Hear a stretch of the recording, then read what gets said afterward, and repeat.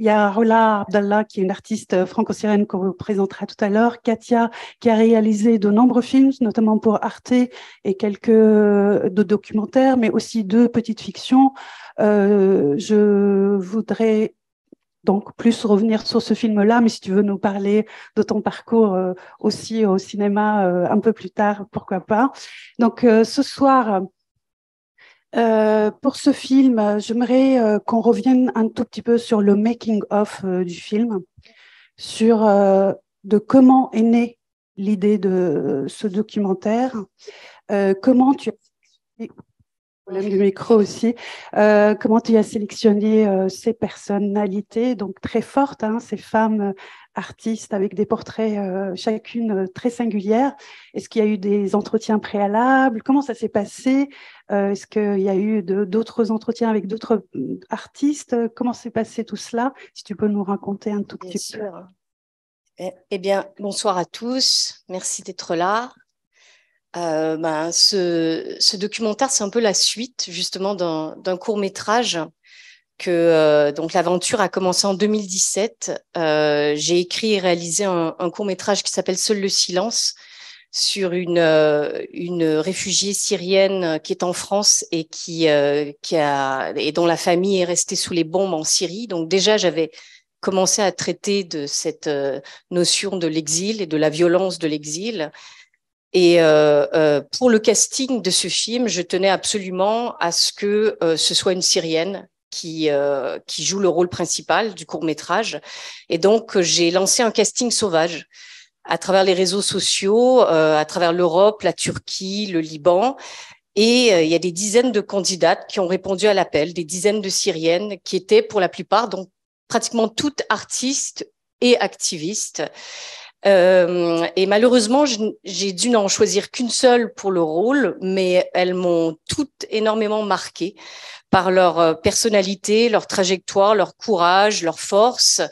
Je les trouvais belles, je trouvais que c'était une génération assez épatante et peu montrée, peu connue. Et donc, j'ai eu envie d'en savoir plus. Alors, du coup, je suis partie à leur rencontre. J'en ai sélectionné donc 5. Au départ, elles étaient 6, mais finalement, donc, à cause du Covid et du tournage et de toutes les embûches qu'on a rencontrées lors du parcours de ce documentaire, donc finalement, il n'y en a que 5.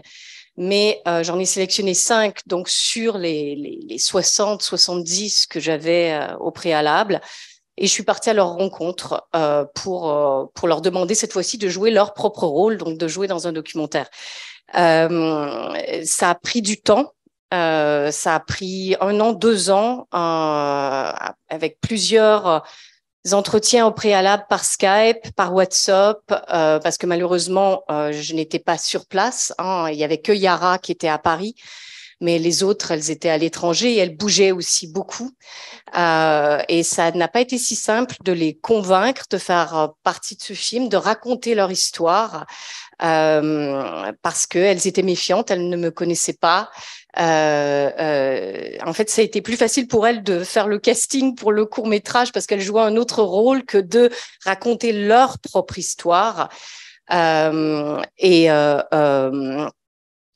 Donc ça a pris un certain temps et aussi elles ne voulaient absolument pas, elles avaient peur d'être dépeintes comme des victimes. Elles avaient peur d'un énième film de réfugiés où on les voyait pleurer, s'apitoyer sur leur sort. Et donc ça a été depuis le départ un contrat entre nous, une promesse aussi de ma part parce que je n'avais absolument pas envie de les montrer comme ça non plus. Donc depuis le début, ça a été je dirais le cheminement de ce film, et aussi pas le message, mais oui, le contrat de départ, c'était que je voulais vraiment montrer comment elles pouvaient se reconstruire et à travers l'art et non pas mettre l'accent sur la tristesse, et puis, même si la tristesse est là. Elles ont des profils variés, hein, que ce soit par leur pratique artistique, donc ça participait au choix, ou leurs origines. Hein. Elles ne sont pas toutes du même lieu, de Damas, pas du tout. Elles sont donc elles viennent de régions différentes de la Syrie. Leurs origines, je l'ai su au fil de nos conversations, mais ça n'a pas fait partie du choix. Donc, je ne me suis pas dit depuis le début, je vais en prendre une de Damas, une de Homs, une de Dera. Mais en effet, en discutant avec elles, j'ai réalisé que, donc, par exemple, Wissam, celle qui habite à Oslo, elle est de Deir ez-Zor, elle est chrétienne de Deir ez-Zor. Batoul, qui habite à Istanbul, la DJ, elle est alaouite de Homs. Rania, qui est la musicienne, elle est de Damas, elle est sunnite de Damas. Alina est druze de Souaïda. Donc, mais tout ça, je l'ai su beaucoup plus tard. Je ne les ai pas contactées ou sélectionnées en fonction de où elles venaient. C'était surtout en fonction effectivement de leur personnalité, de leurs différences, mais aussi de ce qui les rapprochait, de leur proximité, de leur façon de s'exprimer. Et de leur pratique artistique. En effet, je voulais qu'il y ait un certain panel dans la pratique artistique. Et je reviens aussi sur ce choix de portrait de femmes, parce on est devant 5 femmes, et je reviens là-dessus par rapport d'abord demander est-ce que ça a été plus facile de les approcher parce que toi-même, le fait d'être femme, de mettre, d'interroger plus facilement, en tout cas, ça facilite l'approche pour tourner un film comme ça. Donc c'est un choix assumé et c'est un beau choix. Hein, je trouve que c'est magnifique. Et par contre, dans le film, il n'y a aucun moment c'est utilisé par elles comme une condition, enfin, elles ne mettent jamais leur féminité comme une condition préalable, elles ne parlent pas de cette condition féminine, et ça aussi, c'est quelque chose qui transparaît dans le film. Les rares moments où elle parle d'entrave, c'est peut-être la jeune femme qui est DJ et qui dit qu'elle n'aurait pas pu faire le même métier en Syrie, etc. Mais à aucun moment, elle n'avance cette féminité. Donc, ce choix, si tu peux nous dire ce qui t'a... D'abord, la première question, c'est pourquoi des femmes? C'est bien sûr, parce que je suis une femme artiste, entre guillemets, tout comme elle, et que je m'identifiais à ces femmes de par mon parcours également de déraciné, assez fragmenté à partir du Canada vers le Liban et ensuite vers la France. Donc, moi aussi, j'ai un parcours un peu, oui, fragmenté. Et donc, je me reconnaissais en elles et dans leur trajectoire brisée. Ensuite, en effet, ça a été plus facile de les approcher parce que justement, je suis d'origine libanaise, je suis femme, donc le lien s'est fait beaucoup plus facilement, même en dehors du tournage, parce que là, on voit qu'une petite partie bien sûr de tout ce qui s'est passé, et en dehors du tournage, donc je crois avoir été en tout cas un certain soutien moral, psychologique. On est devenus amis, on a créé une relation, donc on en parlera aussi à ce qu'elles sont devenues aujourd'hui, ces 5 femmes. Mais en effet, ça a permis de créer des liens. J'ai vécu chez certaines d'entre elles sont venues vivre chez moi également à Paris, donc il y a eu des liens qui se sont créés. Et pour aborder la question de la féminité, en fait, je leur ai posé la question. Est-ce qu'il y a un exil au féminin? Est-ce que c'est plus difficile d'être femme dans l'exil, ou quelles difficultés vous avez rencontrées en tant que femme exilée? Et la plupart d'entre elles, c'était une non-question. L'exil n'avait pas de genre, et que ça dépendait de la personne, de la personnalité, de son passé, de sa façon de sa capacité à rebondir, à se transformer, et que même certaines d'entre elles me disaient que pour certains hommes, c'était même plus compliqué parce que ils devaient recommencer à zéro, trouver un travail, donc ils perdaient leur fierté, ils étaient diminués dans leur virilité. Donc, certains même se retrouvaient en situation beaucoup plus critique, beaucoup plus délicate que les femmes. Ensuite, il faut aussi savoir qu'on parle d'artistes. Hein.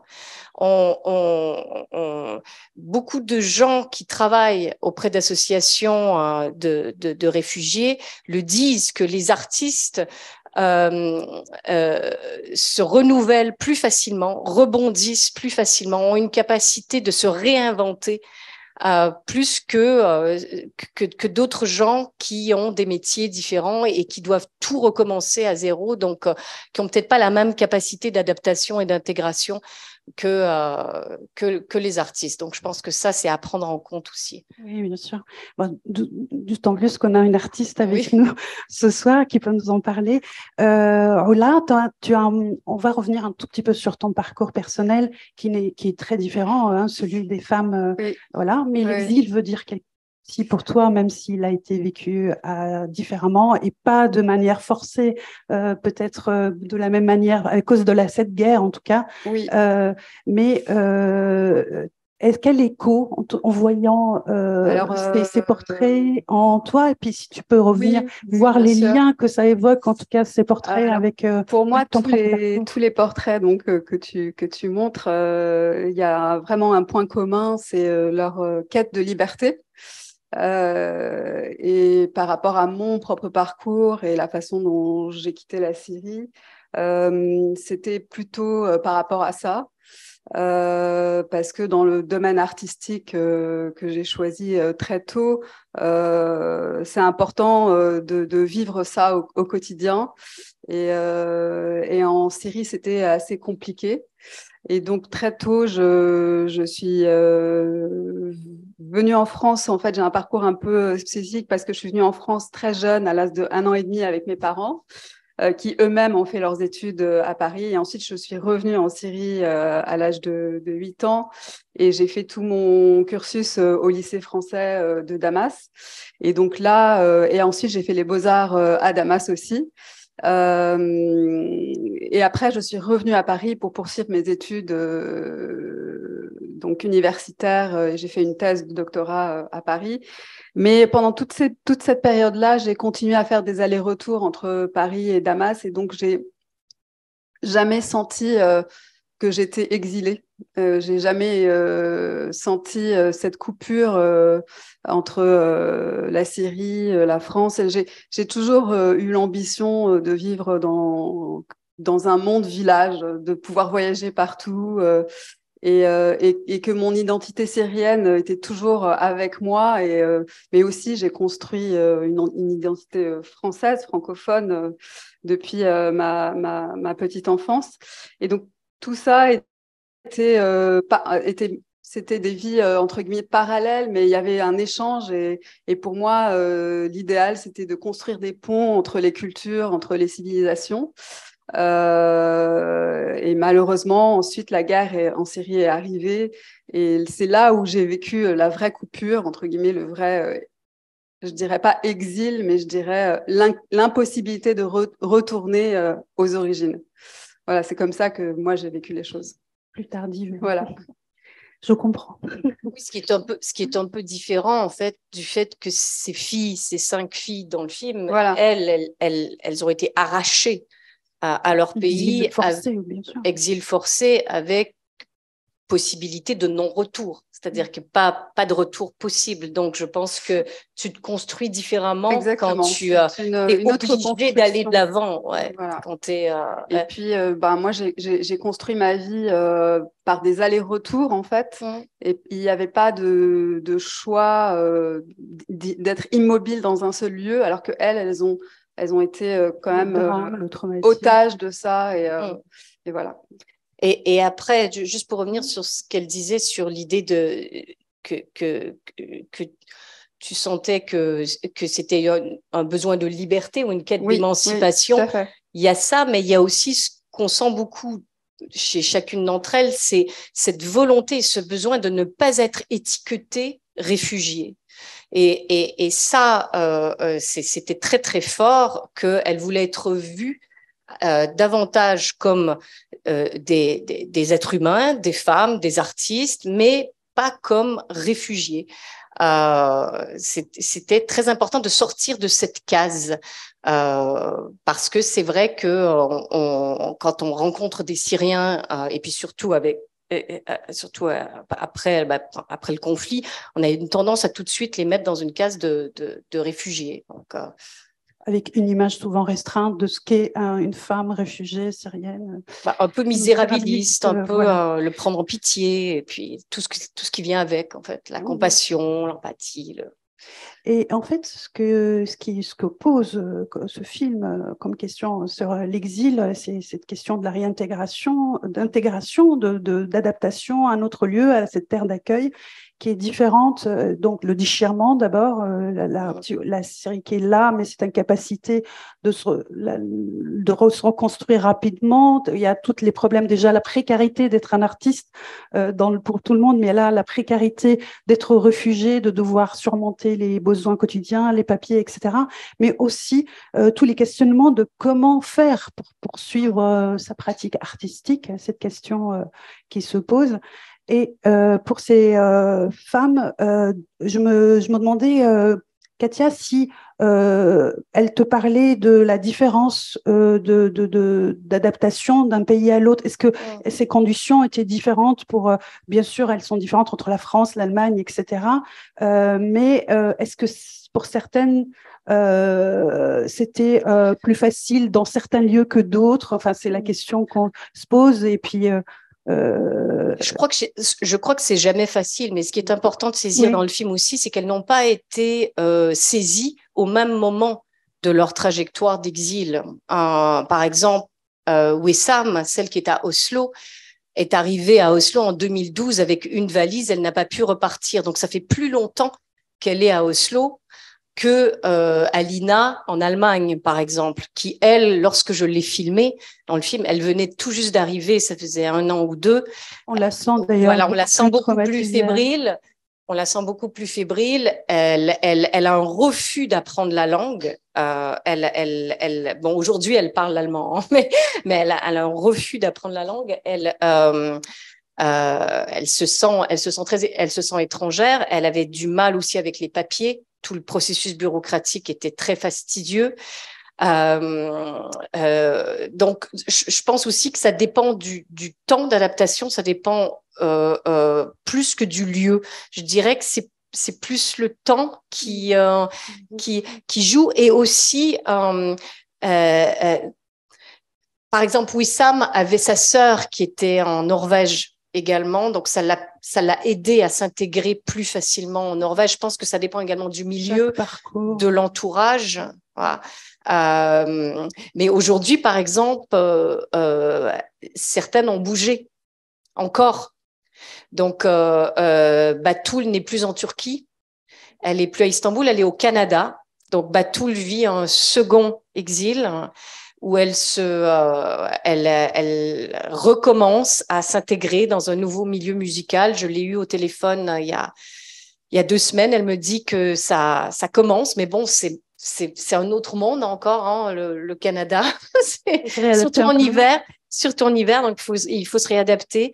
Rania, celle qui était à La Palma et qui avait déjà beaucoup voyagé avant d'arriver à La Palma, a quitté l'Espagne et vit en France. Donc aujourd'hui, donc Alina, celle que vous avez vue avec le corps, qui était à Halle en Allemagne, a déménagé à Berlin. Donc maintenant, elle habite à Berlin. Elle a reçu une bourse pour intégrer une université à Berlin en beaux-arts. Donc elle prépare d'ailleurs une grosse exposition, parce que Alina est moitié ukrainienne, moitié syrienne. Donc vous pouvez deviner aujourd'hui à quel point ça doit être lourd à porter.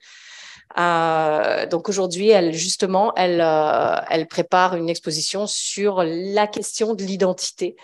Et je pense je pense qu'une fois que tu es exilé, et d'ailleurs Wissam me le disait en interview, malheureusement j'ai pas pu tout mettre dans le film, mais il y avait des très belles paroles qu'elles ont pu prononcer également sur l'exil. L'exil, c'est mourir. En fait, c'est mourir, mais c'est renaître à la fois. Et en fait, et ce qu'on comprend, c'est que l'identité, c'est quelque chose qui est en mouvement. En fait, donc aujourd'hui, elles ne sont plus tout à fait les mêmes personnes qu'elles sont dans le film, et donc ça bouge, ça évolue. C'est une parenthèse de leur vie, mais finalement, l'exil remet en question cette question d'identité. Donc, qui je suis? Et la langue joue beaucoup. Hein, la langue, Ah oui, C'est une question qu'on avait abordée d'ailleurs avec Ola. Oui, tout à fait. Je pense que dans ton film, on voit bien, dans certains passages, surtout l'apprentissage de la langue allemande est très compliqué pour une des artistes. Et je pense que c'est un problème que beaucoup de gens, qu'ils soient artistes ou pas, rencontrent dans leur parcours. Et surtout, c'est vraiment une barrière pour s'adapter, pour s'intégrer dans leur nouvel environnement. Il y a la perte aussi de sa langue d'origine, hein, la perte, celle qui dit que oui, on tout ne à dira fait. jamais je t'aime de la même manière C'est ça, qu'en exactement. arabe.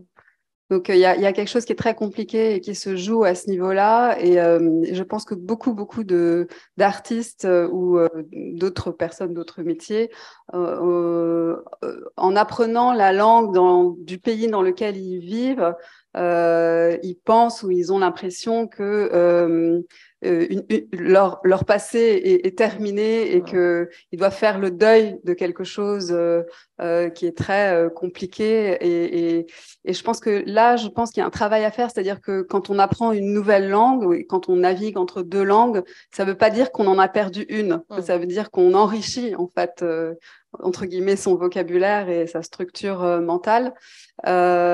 Et souvent, je pense que ces artistes ou ces personnes ont du mal à accepter ça parce qu'ils vivent leur départ comme un arrachement.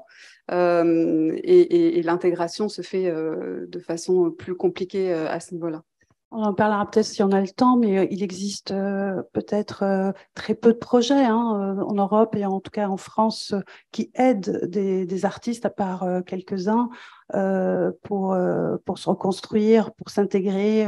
Il y a quelques associations en général pour les réfugiés et de rares projets ou appels à projets pour les artistes, mais ça serait bien qu'il y en ait plus. En tout cas, je t'en parle parce que tu as participé aussi, tu as côtoyé des artistes réfugiés, tu as travaillé avec Oui, en des fait, artistes syriens au depuis début. le début de la guerre, Paris a accueilli beaucoup d'artistes et Berlin aussi, Berlin plus que Paris. Mais il y a beaucoup d'artistes syriens qui se sont installés à Paris et en région parisienne. Et comme j'étais là avant eux, j'ai essayé de créer un petit mouvement d'accueil pour faire connaître leur travail, pour faire en sorte qu'ils soient intégrés dans leur milieu, qu'ils puissent tisser des liens avec des collectionneurs, des musées, et que leur travail soit montré. Donc, on a créé avec d'autres personnes l'association Porte ouverte sur l'art. Qui a monté des expositions, des tables rondes. On a fait pas mal d'activités dans ce sens-là. Il y a aussi l'atelier des artistes en exil qui travaillent beaucoup dans ce sens-là. Donc, il n'y a pas beaucoup de structures, mais il y en a quelques-unes quand même qui font des petites choses. Voilà. Des petites choses. Après, souvent, les artistes s'associent également avec d'autres artistes du pays d'accueil, donc ou intègrent les institutions comme les universités, comme En fait, ils n'ont pas envie de se regrouper. Souvent, ils ont envie de s'ouvrir vers les autres nationalités, vers les autres domaines artistiques. Mais il n'empêche que parfois, ça fait du bien de se retrouver de se retrouver entre personnes qui ont le même parcours et la même histoire. Ça permet aussi de partager des moments difficiles et de pouvoir surmonter les difficultés aussi. Recommencer à créer ailleurs, c'est très, très difficile. Souvent, dans leurs œuvres, ils abordent la question de l'exil, où ils reviennent sur leur passé, pas nécessairement la guerre, parce que je pense que la guerre, c'est très frontal et c'est douloureux. Le lien à la Syrie. Mais même la guerre, mais le lien à la Syrie est très, très présent. Très, très fort. Mais d'ailleurs, Rania le dit aussi dans le film. Elle dit la Syrie sera toujours en moi et j'aurai toujours une partie de la Syrie en moi. Et c'est pour ça que j'ai tenu aussi à ce que Alina traîne ce corps, parce que ce corps, pour moi, c'est le passé, c'est la Syrie, mais qu'elle n'abandonne pas. Elle n'abandonne pas le corps, elle se couche à côté du corps. Et quelque part, c'est très représentatif en tout cas, ça dit beaucoup de choses sur cette mémoire, sur ce passé. Puis traduire aussi ce traumatisme aussi de la guerre et de la mémoire, et certains veulent l'oublier. Il y a pas, ça dépend de réaction, il faut se reconstruire, exister en tant qu'artiste. Certains veulent le garder, au contraire, le traduire de manière très personnelle dans leurs travaux. Je sais pas, là, par exemple, dans ta pratique, comment la série, même si tu fais un art un peu abstrait. Moi, mon travail est complètement abstrait, rien n'est représenté dedans. Voilà. Très coloré. Très coloré, voilà. Moi, je m'intéresse beaucoup à la structure de notre monde, c'est-à-dire la façon dont on voit les choses, c'est-à-dire on peut pas voir sans la couleur, on peut pas naviguer dans un espace sans l'horizontale et la verticale. Et donc moi, effectivement, dans mon travail, je m'intéresse à des problématiques purement formelles, mais dans ma vie personnelle, j'essaye de mener des activités plus liées à l'humanitaire et au soutien des artistes. C'est un peu le chemin que j'ai trouvé. Et donc, j'ai quand même pris la décision de séparer vraiment ma pratique artistique et mon intérêt pour la série et l'aide humanitaire. Voilà. Bien.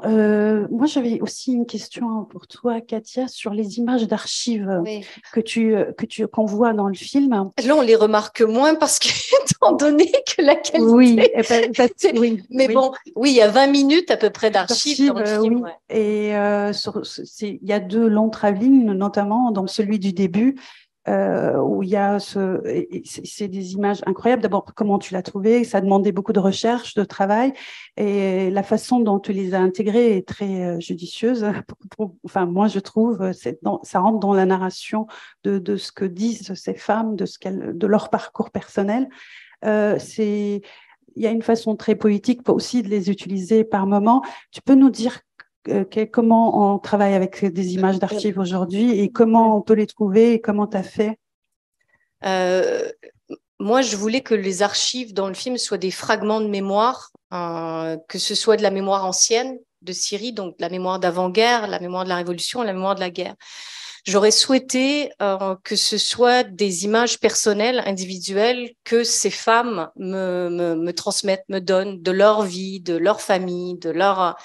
Mais malheureusement, elles en avaient très, très peu, pour dire pas. La plupart d'entre elles avaient tout quitté derrière, tout abandonné ou avaient tout perdu. Donc, elles n'avaient pas d'image, elles n'avaient presque pas de photos même de leur vie.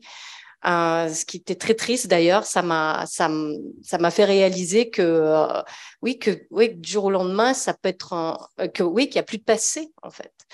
Et c'est ça aussi la rupture de la guerre et la différence entre l'exil, le choix et le non-choix en fait. Donc, j'ai dû partir à la recherche de cette mémoire, reconstituer une mémoire, reconstruire une mémoire. Et donc, j'ai visionné des dizaines, voire des centaines de films syriens.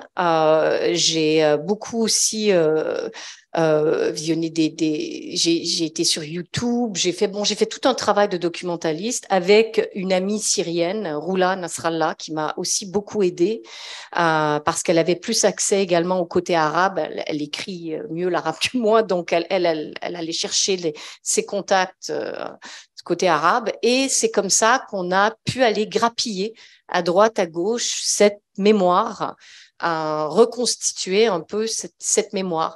Mais c'était pas simple parce que il y a beaucoup d'images sur la Syrie, mais il y a beaucoup d'images journalistiques aussi. Donc on tentait d'aller chercher autre chose, on tentait d'aller chercher des fragments d'ailleurs qui étaient un peu plus impressionnistes, un peu plus qui faisaient allusion sans nécessairement être direct et qui surtout faisaient écho à ce qu'elles racontaient, à leurs paroles. Donc, parce que c'est un film de paroles avant tout. Donc, oui, ça a été un énorme travail. Au départ, il y en avait très peu et on sentait que ça manquait. Donc, c'était très important de recréer la Syrie aussi dans ce film, au-delà du présent, en fait. En tout cas, le film et la série est présente en chacune d'elles et de manière assez forte. Je ne veux pas monopoliser la parole. Peut-être que l'une de vous voudrait ajouter quelque chose. J'aimerais que les gens qui sont dans la salle puissent poser aussi des questions, intervenir avec nous. Si vous voulez dire un truc avant que je passe la parole à la salle ou je tout de suite. Bon, et je pense qu'il y a un autre micro qui est au fond.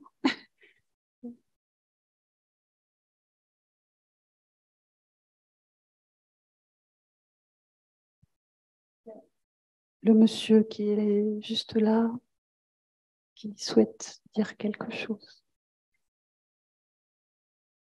Merci. Rafi Badoura, du Liban. J'ai deux questions. D'abord pour Katia, en tant qu'exilé aussi, vous-même, enfin de votre expérience, si j'ai bien compris, quel a été un peu l'apport de cette expérience sur le regard de l'exil, de nouveau, si je puis dire. Quelle a été votre expérience, votre vécu, en quoi ce film vous a apporté un nouveau regard à l'exil que vous avez vous-même vécu? Parce que nous aussi au Liban, on a vécu l'exil. Et ma question à Madame, moi je suis un ancien du lycée aussi de Beyrouth, donc j'aimerais savoir un peu quel a été pour vous le fait d'être passé par le lycée, en quoi cela vous a marqué, disons, par rapport à votre regard sur la série et sur le monde actuel. Merci. Bon, sans vouloir entrer dans les détails, dans les choses trop personnelles, pour moi, ça a été douloureux pour moi de faire ce film.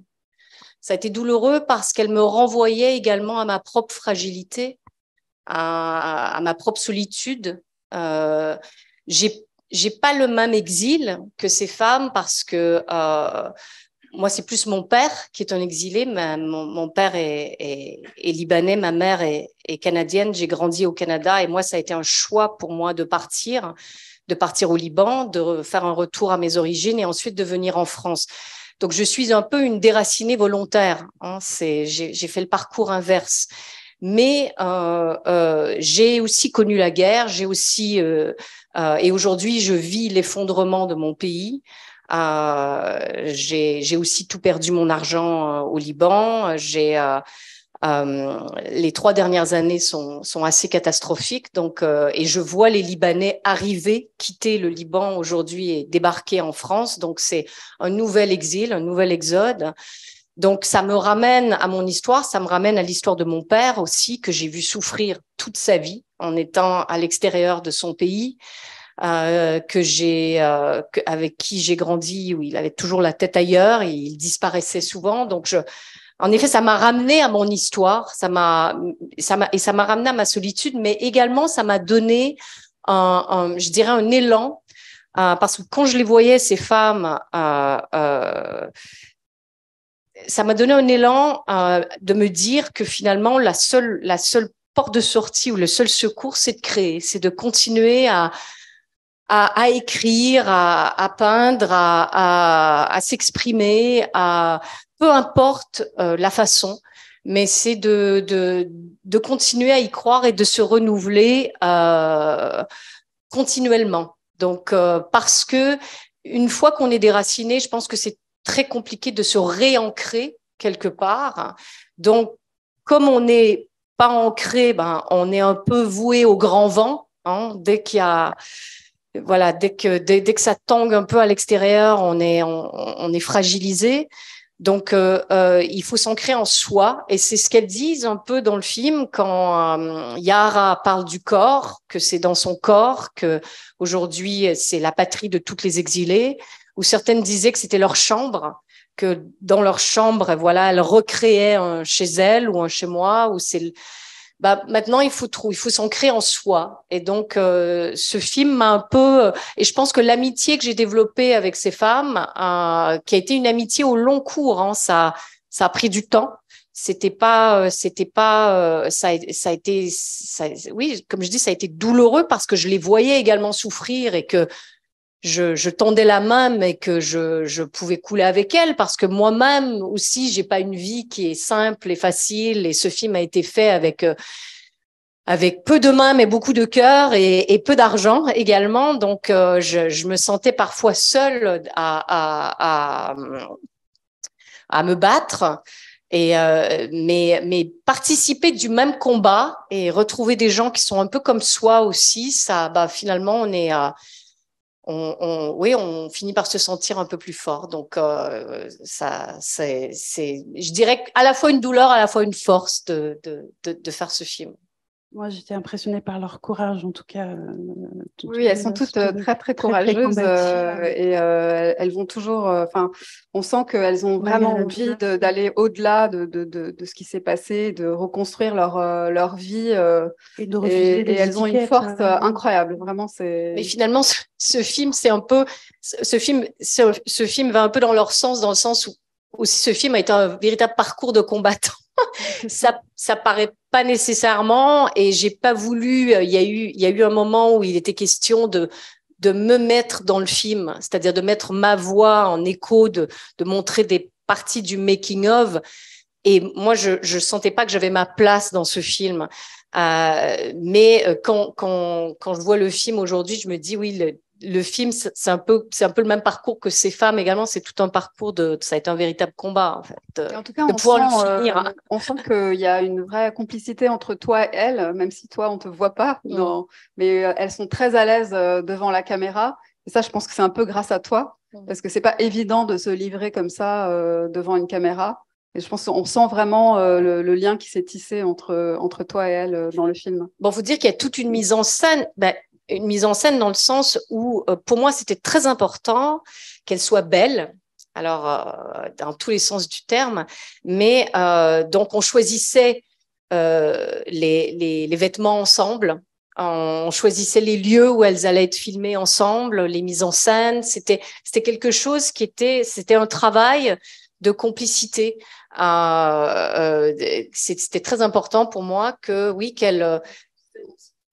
qui est cette. On sent vraiment que tu les as vraiment mises à l'aise pour pouvoir s'exprimer devant ta caméra, et vraiment bravo. Merci. Je crois qu'il y a une question aussi. Oui. Oui, on l'a. Ah oui, la deuxième question concernant le lycée français. Oui, pardon. Alors le lycée français enfin moi j'ai pas fait le lycée français de Beyrouth, mais celui de Damas. Et c'est vrai que faire ces études dans cet endroit-là un peu particulier, c'est un peu hors contexte en fait. On est un peu hors contexte parce qu'on apprend. C'est l'éducation nationale française en Syrie, mais aussi on est quand même rattaché, ancré à la ville dans laquelle le lycée existe. Et je pense que ça nous a donné une forme d'ouverture vers le monde et une forme de liberté aussi que les autres écoles ou entre guillemets lycées syriens n'avaient pas. Et moi, je pense qu'aujourd'hui, il y a une forme de complicité entre toutes les personnes qui sortent des lycées français à l'étranger, qui est assez étonnante d'ailleurs, parce qu'il y a ce mélange entre justement le côté francophone et le côté du pays d'origine dans lequel le lycée est, qui, de mon point de vue, est globalement compliqué à gérer, mais assez réussi. Et ça apporte, oui, une forme de complicité, une forme d'ouverture au monde qui est assez remarquable, je trouve, en tout cas. Voilà. Moi, ça m'a beaucoup apporté, en tout cas.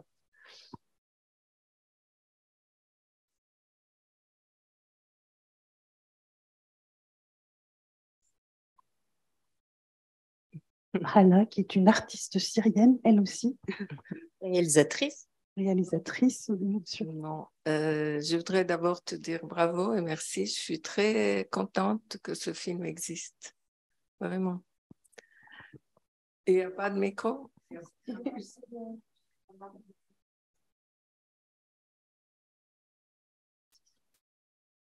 Ça va? Oui. D'accord. Non, c'est pour te dire d'abord bravo à Katia parce que je trouve que c'est un objet artistique qui m'a beaucoup, beaucoup touchée, ce travail. Et je suis contente que le film existe, vraiment. Je voulais dire 3 points. J'ai dit ça à moi pour ne pas oublier. D'abord, pour le fait de refuser d'être étiqueté, nommé exilé, parce que moi, j'ai fréquenté beaucoup aussi des jeunes et des moins jeunes, des artistes, et j'ai toujours eu ce refus de ce mot.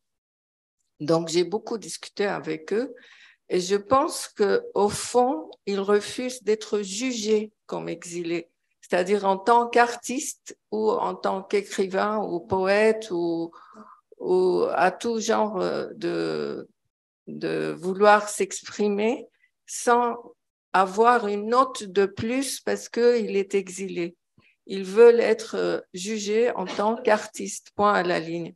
Mais à part ça, c'est-à-dire d'être exilé au niveau administratif ou au niveau existence, c'était pas seulement ça. L'idée, c'était de vouloir prouver qu'on est artiste, point à la ligne. Et qu'on peut être artiste sans être exilé et aussi en ayant ce titre. Le deuxième point, je voulais aussi dire que ce que tu as dit tout à l'heure avec ce travail que tu as aussi, toi, c'était une souffrance, c'était un combat aussi pour faire un tel film. Moi, j'ai trouvé que j'ai découvert aujourd'hui une nouvelle Katia. Non, je te jure, moi, je connais un peu ton travail, je te connais un peu, mais je trouvais une sensibilité et une façon d'aborder les choses et d'aller vers l'autre qui m'a beaucoup bouleversée. Et j'étais très contente de sentir comment un travail, comment un tournage, comment une écriture cinématographique peut aussi changer la personne qui est en train de tenter cette aventure. Et donc, vraiment, j'ai trouvé que je suis aussi contente parce que je découvre une nouvelle Katia. Mais tu as raison que venant de toi, ça me touche doublement parce que bah, déjà, tu connais très bien le milieu des films sur la Syrie. Mais c'est vrai que ce film était un peu une expérimentation aussi, parce que une expérimentation à tous les niveaux, parce que déjà, j'étais seule avec la caméra, seule face à elle, seule dans des villes différentes que je ne connaissais pas, donc des villes que je découvrais presque en même temps qu'elle au moment où ça se faisait. J'avais très peu de temps de tournage et je devais créer rapidement des liens. Donc la plupart du temps, j'habitais chez elle. Comme ça, j'avais tous ces moments de off également et je devais respecter les moments où elle n'avait pas envie d'être filmée parce qu'il y avait des moments où elle n'avait... Oui, mais on sent ça, on sent qu'il y a un regard particulier, qu'il y a une façon d'aborder les choses avec elle très différente par rapport à ce que tu as déjà fait. C'est-à-dire les sujets que tu as déjà traités qui étaient aussi des sujets chauds, des sujets à risque, mais moi je sentais toujours qu'il y avait une distance, que tu regardes, mais là tu vis. Donc on sent cette différence et moi quand je dis ça, c'est pour moi aussi, je salue le cinéma qui nous permet d'être aussi dans la possibilité de se développer et d'avancer avec le travail qu'on est en train de faire. Et mon troisième point, c'est quand tu as dit tout à l'heure que c'est un film à parole ou de parole. Moi, je trouve que non. Moi, je trouve que c'est un film qui nous raconte plein de choses sans parole. Et je trouve ce travail de l'image et du son, si j'entends pas, si j'écoute pas les filles, et si je comprends pas, c'est-à-dire la langue où il n'y a pas de sous-titres, ça me suffit de regarder et d'écouter le son et le travail sonore et la musique et le mouvement des gens et le déplacement entre les lieux et tout ça, ça raconte beaucoup, beaucoup, sans passer par les paroles. Et c'est ce genre de film qui me permet à moi de... Maintenant, je ne peux pas me souvenir de ce que j'ai vu, mais ça a ouvert dans ma tête beaucoup d'imagination. Et je trouve ça très fort. Moi, je trouve, je suis d'accord avec Hala, mais je pense que si ce que disent ces femmes-là est très important. Et je comprends aussi ce que tu dis que c'est un film de parole. C'est-à-dire que les phrases et les mots que tu as choisis sont très significatifs et très, ils résonnent en nous, en fait. Et je sais pas si je pourrais me passer, en fait, des dialogues ou de ce que disent ces femmes, parce que ça nous éclaire aussi beaucoup sur leur monde intérieur et leur vie intérieure. C'est une façon de dire pour rendre hommage à l'image. Ce film, c'est un voyage. C'est un voyage dans tous les sens du terme. C'est un voyage identitaire. C'est un cheminement identitaire, donc de la fuite à l'émancipation d'une certaine manière. Donc, on est sur la route au départ et à la fin, on est vers le ciel. Il y a quelque part où on s'envole. C'est un peu cette fin ouverte où, voilà. Et en effet, c'est un voyage de ville en ville, c'est un voyage à travers l'art où l'art raconte également l'exil, c'est vrai. Chaque mise en scène de leur art, c'est pour raconter je dirais, un fragment, une partie de l'exil. Donc, Yara qui danse, c'est la guerre. Yara qui joue, c'est l'exil, c'est le départ, chacune avec quelque chose qui symbolisait, leur art symbolisait une section, un fragment de cet état d'être multiple, pluriel qu'est l'exil. Donc, c'est un voyage à travers l'exil, c'est un voyage à travers l'art, c'est un voyage à travers les villes également, et bien sûr à travers la mémoire et à travers la mémoire de la Syrie. Donc, c'est vrai que quand on le voit sur grand écran, là, pour moi, c'est difficile, Hala, de parler de l'image aujourd'hui parce que pour moi, c'est très compliqué de voir mon film dans des conditions comme ça. Mais en effet, c'est un film où on remarque beaucoup même la beauté de ces femmes, de ce qu'elles dégagent, les contrastes entre le nuit, des paysages, la nuit, le jour. On voyage avec elles, en fait. Et c'est ce que j'ai voulu, en fait. J'ai voulu que ce soit un voyage comme l'état d'être dans lequel elles sont, en fait, et qui bougent tout le temps. En tout cas, avec ou sans leurs paroles, je trouve que les portraits, en tout cas, elles prenaient toute leur place. Et leurs paroles, en tout cas, on vivait l'histoire de chacune avec ses différences, leur façon de vivre la révolution, la guerre et la rupture et la reconstruction différentes à chaque fois. Et même parfois avec des refus, des rejets, des questionnements, des doutes et toutes ces questions que pose l'exil. Mais moi, je voulais juste insister sur un point, c'est-à-dire, je dis pas qu'il n'y avait pas des paroles intéressantes, etc. Mais même le rapport de chacune avec l'espace, ça raconte beaucoup, beaucoup de choses. C'est dans ce sens, j'ai dit, c'est pas chacune a, en réalité, bon, là, ça se voyait pas vraiment, mais chacune a une couleur également. Donc, j'ai travaillé sur les couleurs de chacune. Donc, et ça aussi, c'est quelque chose qu'on a, parce que le jour des entretiens, elles arrivaient, elles étaient habillées d'une telle façon. Et moi, je me disais, non, ce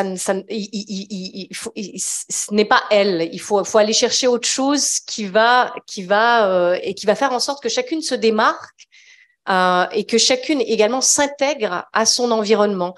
Donc Yara, c'est le bleu, Batoul avec son bonnet rouge, Wissam, c'est le gris, blanc. Donc chacune avait une espèce d'atmosphère autour d'elle qu'on a maintenue au montage également. Donc Batoul, c'est plus la nuit avec le DJ, on sent Alina, c'est le vert, c'est la forêt, c'est son manteau est vert d'ailleurs, ses yeux sont verts.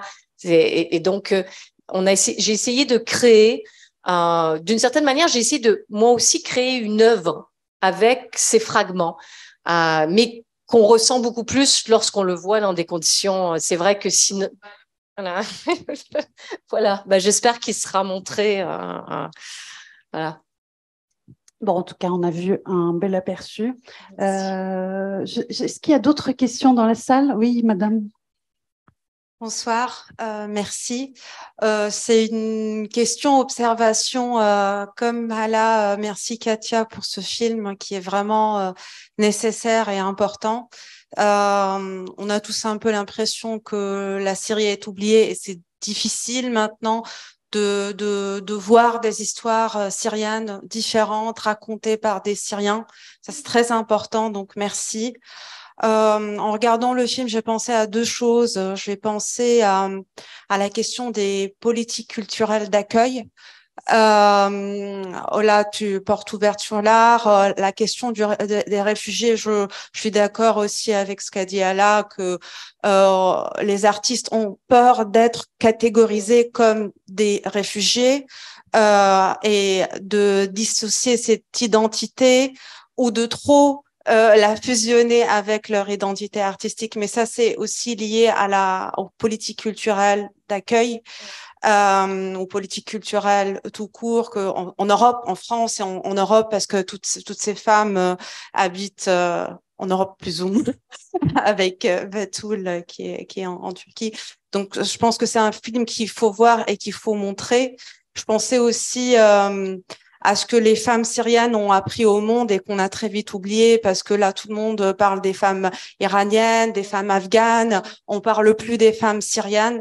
Et c'est important de refaire le lien avec voilà ces sororités mondiales.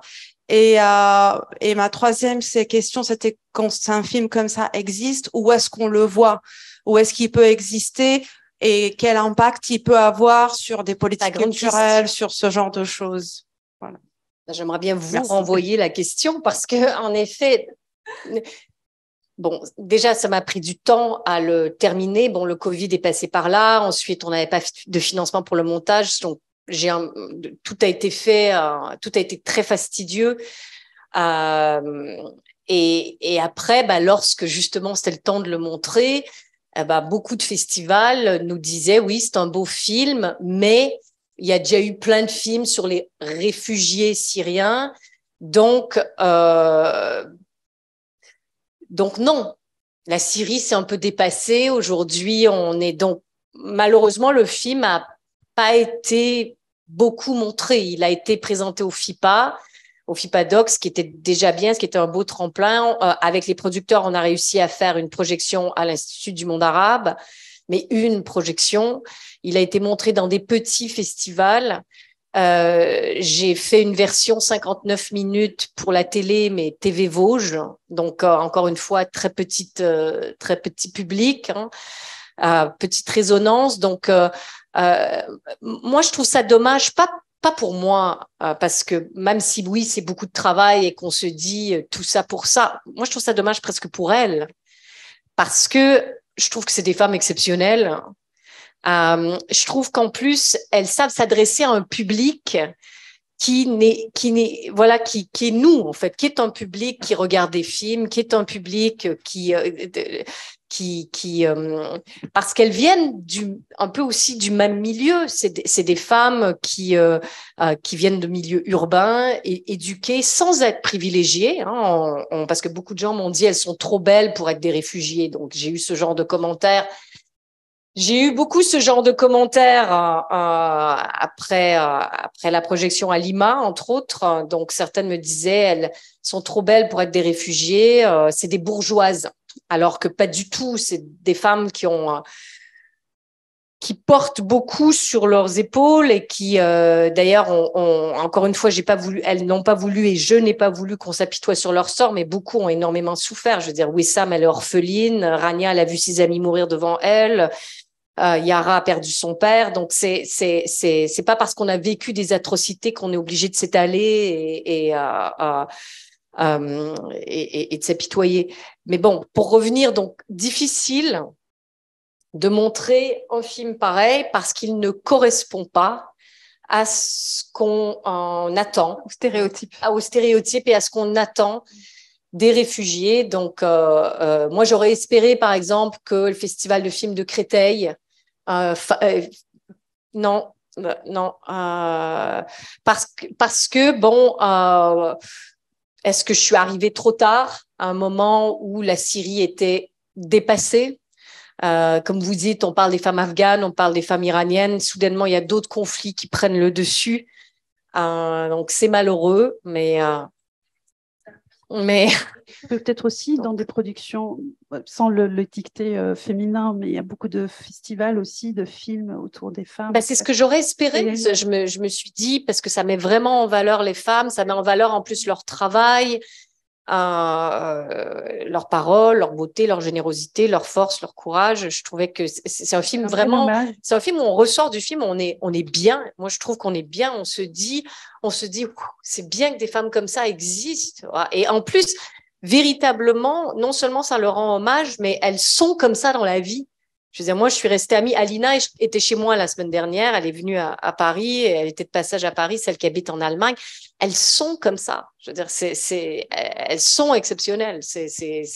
Wissam a réussi à, comme beaucoup de Syriennes et de Palestiniennes aussi, je dirais que je trouve souvent assez exceptionnelles les Palestiniennes, mais et de Libanaises, mais bon. Mais les Syriennes, je pense qu'elles étaient moins, contrairement aux Libanaises, pour revenir sur le Liban, moins exposées. Voilà. Même moi, quand j'ai découvert ces femmes, lorsque j'ai fait le casting sauvage pour l'actrice du court-métrage, même moi qui est libanaise, qui connaissait la Syrie, qui avait été régulièrement en Syrie avant la Révolution, je ne connaissais pas cette génération. Je n'étais pas au courant de cette génération de femmes qui étaient indépendantes, libres, tatouées, voilà, une génération de femmes qui fument beaucoup, des pétards, des machins. En fait, voilà, je pense aussi qu'il y avait cette volonté. Je pense qu'il y avait cette volonté de montrer ça aussi dans le film, de montrer que c'est pas parce que tu es syrien que tu n'as pas le droit de fumer. Non, mais que tu n'as pas le droit d'être comme ça. Voilà, il y avait quelque chose qui c'est la révolution, mais c'est la génération, la génération de la révolution qu'on retrouve en Tunisie, qu'on retrouve en Égypte, qui est la génération qui est celle. C'est la génération Internet qui est très connectée. Internet, voilà, ultra connectée. Voilà. C'est ceux qui ont dit non au dictateur. C'est la génération du refus pour moi. C'est un peu la génération du refus. Très connectée. C'est vraiment réseau, etc. Tout à fait. Ça forge l'esprit différemment. C'est une génération qui n'a pas peur de s'affirmer et donc j'avais aussi envie de faire découvrir ces femmes syriennes qu'on a peu vues dans les films. On a vu quand même beaucoup plus de films où on voit des gens pleurer, où on voit des gens qui existent et heureusement que ça existe aussi, c'est-à-dire qu'heureusement qu'on voit ces films-là, mais très peu de films. Non, c'est juste c'est juste des films différents, c'est juste des œuvres différentes. En fait. Mais ça reste un très très beau film. Merci Katia. Bravo Katia. Bravo Katia, nous te remercions. Bravo à elle. Et on peut peut-être discuter hors enregistrement après, tranquillement. Merci Ola, merci Katia, et merci à vous tous d'être venus ce soir voir le film. Merci beaucoup.